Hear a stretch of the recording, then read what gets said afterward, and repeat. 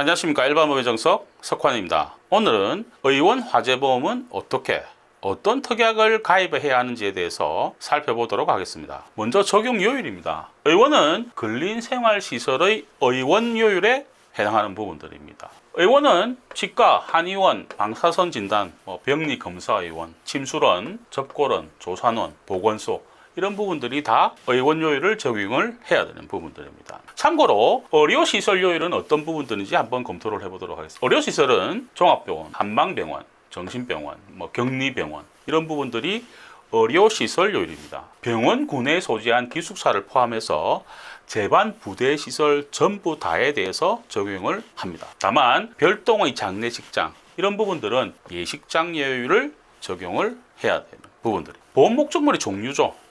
건물, 직비품, 이동형이죠. 이동할 수 있는 의료기계들 이런 부분들이 직기비품. 그리고 시설, 고정형이죠. 편리에 의해서 벽에 고정해서 치장을 하는 부분. 그리고 재고자산, 치료용 의약 그리고 치료 제품들이 재고자산에 해당하는 부분들입니다. 다음은 인보험에는 없는 재물보험, 화재보험에만 있는 개념이죠. 보험가입의 형태입니다. 세 가지가 있습니다. 초과보험, 보험가입 금액이 보험가입보다 많을 때 이 보험가입은 보험금 지급 기준의 금액입니다. 시가를 의미하죠. 그래서 보험가입보다 보험가입 금액이 많으면 초과보험이죠. 100원짜리를 200원 가입을 한다 해서 200원을 주지를 않습니다.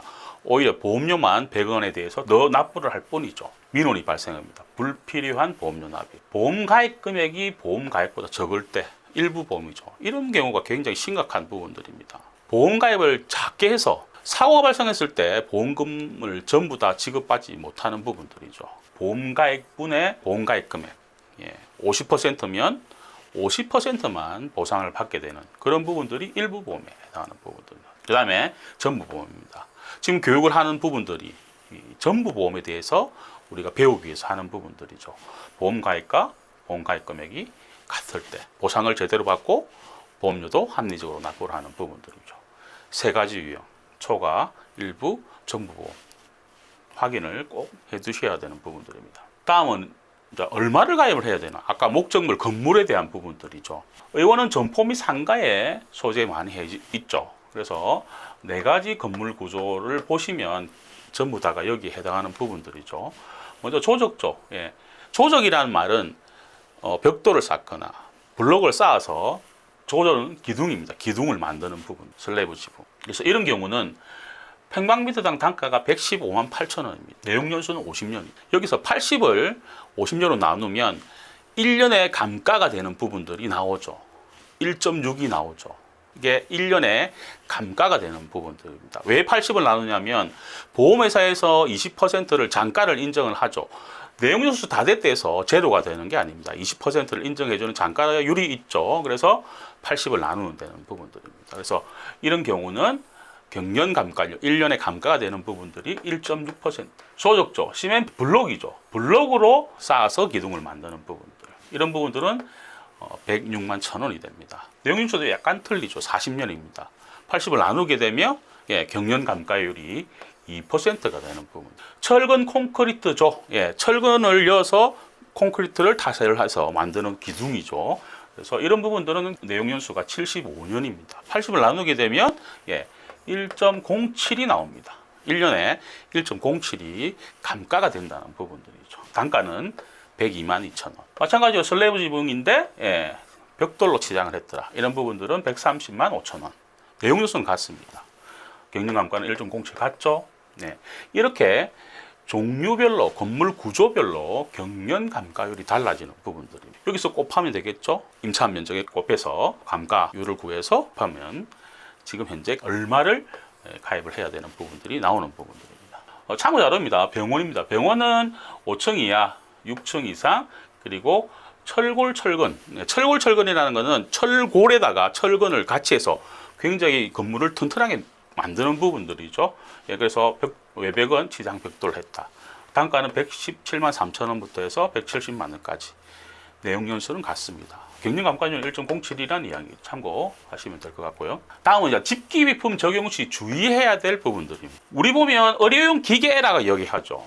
세탁소의 프레스 기계라 이야기를 합니다. 이거를 공장에서 사용을 하게 되면 목적물을 기계로 가입을 해야 되는 부분들이지만 판매 또는 서비스 업무용으로 사용되는 기계류는 집기비품으로 적용을 하면 됩니다. 그래서 어려운 기계는 집기비품으로 들어가더라 하는 부분들이죠. 그리고 두 번째로 제작 연도를 알 수 없는 집기비품은 신품 제조달 가액, 새로 사는 가액이죠. 3에서 50% 범위 내에서 보험가액을 산정을 합니다. 보험가액을 산정을 한다는 건 아까 지급보험금 기준 내는 금액이죠. 이렇게 가입을 하게 되면 보험금 지급받을 때 아까 이야기했던 것처럼 전부보험으로 가입을 할 수 있다는 부분들이죠. 그리고 중고품 가격인데 중고품 가격이 더 비싸다. 이런 경우에는 신품 제조달 가액, 새로 사는 금액으로 보험가액을 산정을 해서 가입을 하는 부분들로 하면 전부보험으로 할 수 있다는 부분들이죠. 다음 시설 적용 시 주의사항입니다. 재료비는 시중가액, 노무비는 시중 노임 단가로 계산해서 하는 부분들인데 평균적으로 평당 이렇게 가입을 하면 됩니다. 그래서 집기나 시설의 경영 감가율입니다. 아까 건물 같은 경우는 1.07, 2.0, 1.6 이런 식으로 나눠져 있었죠. 하지만 집기비품이나 시설 같은 경우는 Q항에 보면 보건 및 사회복지 서비스업 내용이 있습니다. 보건업에 대한 집기나 시설 같은 경우는 내용 연수가 8년입니다. 그래서 아까 80을 나누게 되면 10%가 1년에 감가가 되는 부분들입니다. 예를 들어서 3년이 지났다. 그럼 30%가 경영 감가가 된다는 부분들이죠. 그 다음에 재고자산 적용 시 주의해야 될 부분들. 이건 재고자산 분류입니다. 참고로 하시고요. 두 번째로 재고자산 통상 감가라는 요소가 없습니다. 아까 건물, 집기, 시설 같은 경우는 경영 감가율이 있었죠.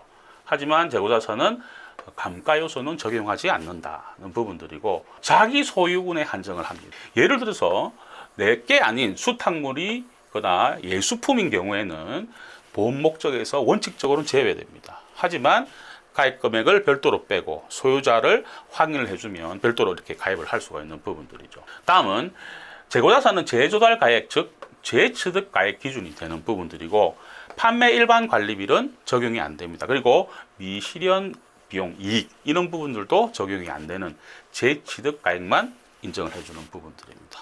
이 부분을 주의를 하면 되겠죠. 그 다음에 이제 의원 화재보험 가입을 할 때 꼭 가입을 해야 되는 특별 약관이죠. 화재 위험 말고라도 따로 이렇게 가입을 해야 되는 부분들이죠. 화재 배상 책임 특별 약관. 이거는 우리 집, 우리 가게, 우리 공장에서 불이 나서 옆집에 피해를 주는 부분들을 보상을 해주는 부분들이죠. 대물보상, 대인보상도 있습니다.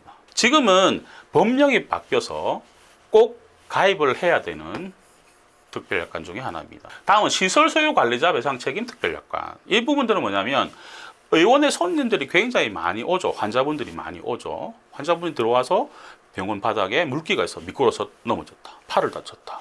팔이 골절됐다. 이런 부분들을 보상을 해주는 부분들이죠. 들고 있던 물건이 파손됐다. 이건 대물보상이죠. 그런 대인 대물을 보상을 해주는 부분들이 시설소유관리자 배상책임 특별약관. 자기부담금이 10만 원 있습니다.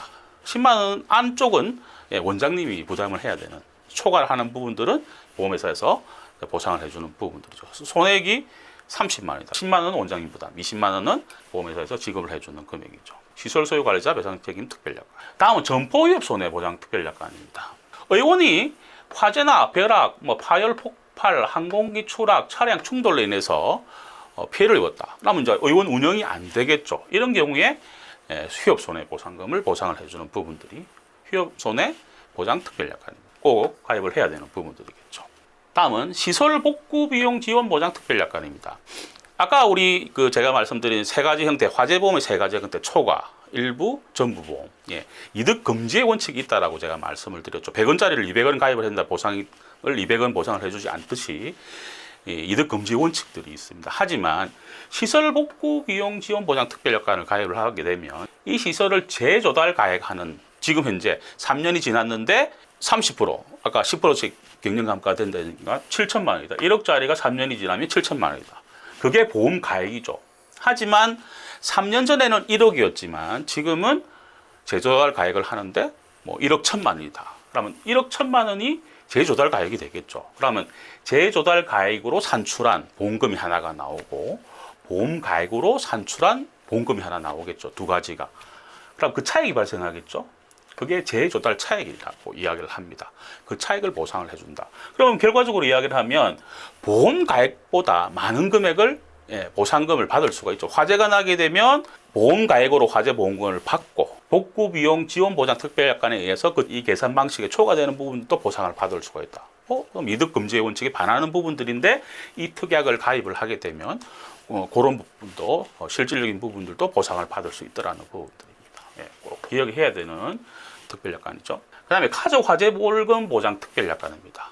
벌금, 우리 가게, 우리 집, 우리 공장에 불이 났다. 어디든지 적용이 가능하죠. 이 특약 항례만 가입을 하게 되면 집, 가게, 공장 다 혜택을 받을 수 있는 부분들입니다. 실화로 인해서 벌금형이 확정이 됐다. 실화에 의한 부분들은 1,500만 원. 업무상 실화, 중실화인 경우에는 2천만 원까지. 보험회사에서 2천만 원까지 만들어 놨던 부분들이 있죠. 그래서 이걸 가입을 하게 되면 집, 가게, 공장까지 다 커버를 할 수 있는 부분들. 화재보험 가입 시 좀 유의를 해야 되는 부분들이 한 가지를 좀 말씀을 드리면 화재보험은 방화구역이 되어 있느냐 없느냐에 따라서 요율이 달라지죠. 예를 들면 방화구역이라는 것은 불이 나서 옆으로 위로 이렇게 번지지 않는 부분들을 의미를 하는 부분들이죠. 그래서 불이 났는데 옆으로 번지지 않는 부분들이 있다. 방화구역이 되어 있다라고 하면 자기 요율을 쓸 수가 있습니다. 하지만 방화구역이 되어 있지 않고 옆에 위험한 업종들이 있더라. 예를 들면 세탁소가 있더라면 세탁소율을 써야 되는 부분들인데 H보험회사나 S보험회사나 D보험회사인 경우에는 자기 업종요율을 쓸 수가 있습니다. 그러니까 높은 요율을 쓰지 않고 자기 업종을 쓸 수 있는 부분들이 있기 때문에 전체적인 보험료는 다소 좀 비싸지만 자기 업종을 쓰게 되면 요율이 좀 낮아질 수 있는 부분들도 있기 때문에 자기 업종 요율 적용 상품을 적극적으로 좀 확인을 해 보시라는 부분들에 대해서 제가 말씀을 드리는 부분들입니다. 끝으로 A1 화재보험, 화재보험 다 마찬가지죠. 가입 방법입니다. 소멸성 자동차 보험처럼 1년에 한 번씩 이렇게 가입할 수 있는 방법이 있고 장기보험으로 가입할 수 매월 얼마를 납부를 해서 3년, 5년, 7년 이런 식으로 납부를 하는 부분들이 있죠. 장기보험으로 가입할 수가 있습니다. 소멸성으로 가입을 하게 되면 보험료 저렴한다는 어떤 그런 장점은 있죠. 하지만 이 장기보험에 없는 특별 약관들이 있습니다. 화재 벌금이라든지 아까 화재 대물 말고 대인 같은 경우는 장기보험밖에 없습니다. 소멸성에는 없죠. 이런 부분들을 선택을 하기 위해서는 장기보험을 선택을 해야 되는 부분들이다. 또 장기보험 같은 경우는 좀 장점이 있죠.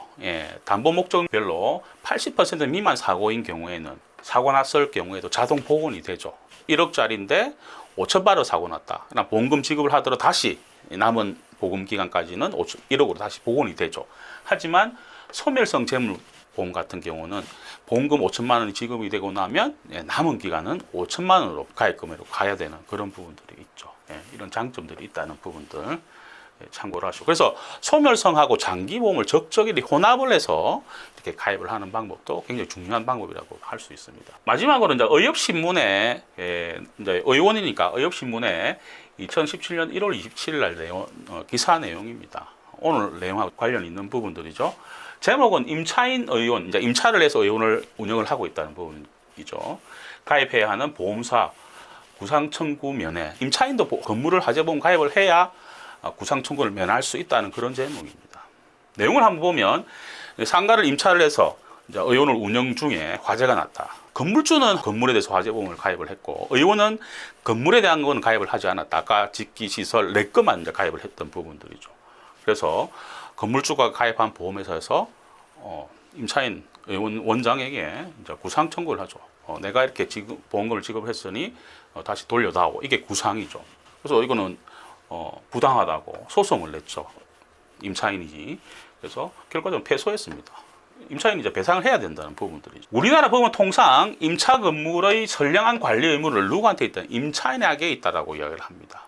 그리고 입증 책임도 임차인에게 있다는 책임이 없음을 입증을 누가? 임차인이 해야 된다는. 그래서 보험 전문가의 조언은 보험가입은 임대인, 건물주와 임차인 모두가 화재보험을 가입을 하는 것을 가장 안전하다라고 이야기를 합니다. 맞습니다. 이번에도 만약에 의원 원장님께서 건물을 가입을 했다라고 하면 임차인이 가입한 보험회사에서 대응을 하겠죠. 그래서 제가 여러 번 말씀을 드리는 부분들이지만 보험은 손해사정인을 사는 것과 같은 내용들입니다. 손해사정인이 저를 위해서 열심히 입증을 하고 안 되면 보험금을 지급하는 그런 부분들이 된다는 이야기죠. 그래서 보험가입 굉장히 중요한 부분들입니다. 오늘은 의원 화재보험에 대해서 살펴보았습니다. 다음 시간은 요즘 많이 가입하고 있죠. 문의도 굉장히 많은 부분들입니다. 바로 급배수 설비 누출 손해 특별약관에 대해서 구체적으로 살펴보는 시간을 가지도록 하겠습니다. 일반보험 무엇이든 물어보십시오. 상단의 카카오 채널에서 일반보험의 정석을 검색하시거나 연락주시면 성심성의껏 도와드리겠습니다. 항상 좋은 정보를 전해드리는 일반보험의 정석이 되겠습니다. 정보가 좋았으면 구독하시고 좋아요, 알림 부탁드립니다. 일반보험의 정석 석환익이었습니다.